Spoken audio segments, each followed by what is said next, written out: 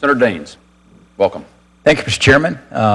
You're surrounded by Montanans here this morning. You've got John Tester and myself here, both corners from Montana. But I spent 12 years working for Procter & Gamble, and I used to work a lot with the FDA, and so I greatly appreciate all of the work that you do, and I think I have an understanding of the heavy lift that is entailed in your job every day. And so thank you for coming to this committee hearing today. As you know, Montana is a large producer in ag. It's our #1 industry, $5 billion a year. And maintaining a high-quality food supply is of paramount importance for our producers. And Montana agriculture plays an important role in the diets of Montanans, for Americans across the country, and even around the world. And the question I had really relates to some of the dietary guidelines. Specifically in the FY15 omnibus, there was a congressional directive that expressed concern that the advisory committee was, quote, showing an interest in incorporating environmental factors into their criteria, and directed the secretary to include, and I quote, only nutrition and dietary information, not extraneous factors, in the final guidelines. Well, as you know, the scientific report of the 2015 Dietary Guidelines Advisory Committees was just released last month.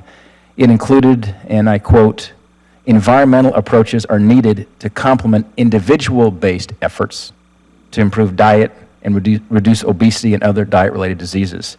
So the question I have is do you think the advisory committee report is compliant with the congressional directive?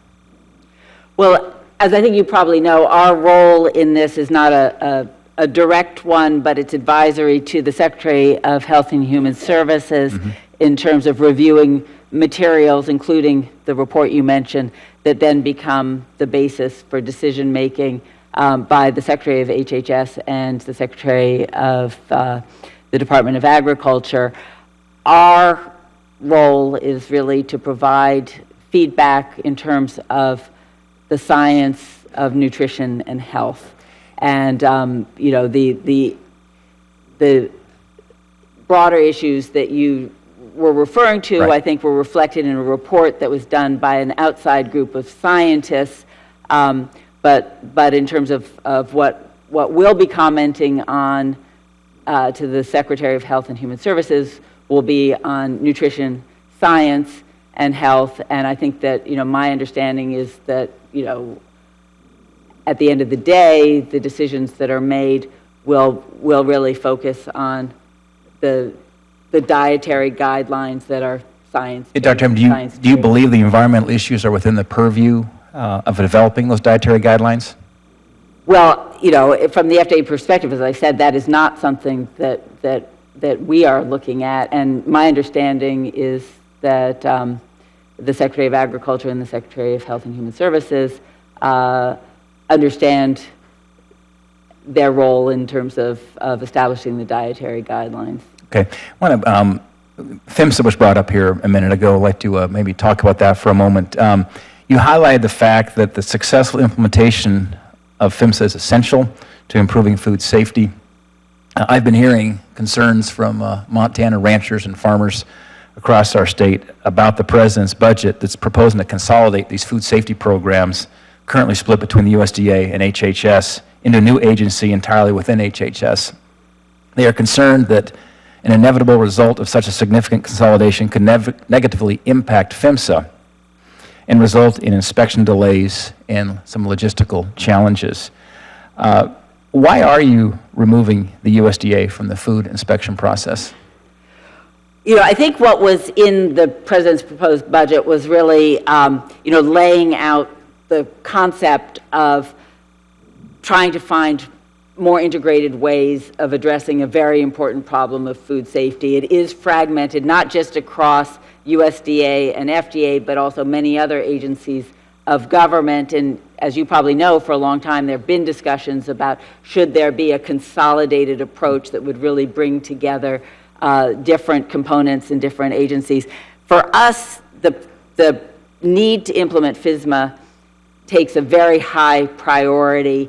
And as we implement FSMA, we are trying to do it in coordination with USDA and other important players at the state and the federal level. And we think that it is a process that's working very well, even though we're in different agencies or departments with different legal regulatory frameworks for our work. Right. The on-the-ground ability to coordinate has been, I think, very successful, and we expect to build on that. And one of the concerns I'm hearing from the ag community, though, is that the loss of expertise by removing the USDA from the food safety process. Do you have concerns? I mean, the USDA has some expertise unique to agriculture.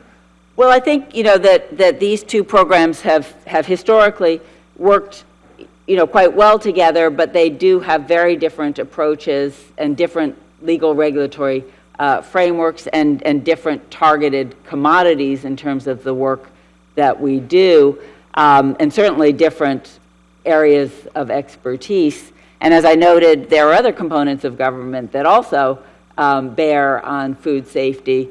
So I think that it makes sense to look at how we can better coordinate, whether that requires creating a new single agency or whether there are more effective ways for coordination is, of course, a debate. Yeah, I think our ag folks just are concerned about the subject matter expertise the USDA has brought to the ag portion of that would be I guess, the voice coming from the ag community. Mm-hmm.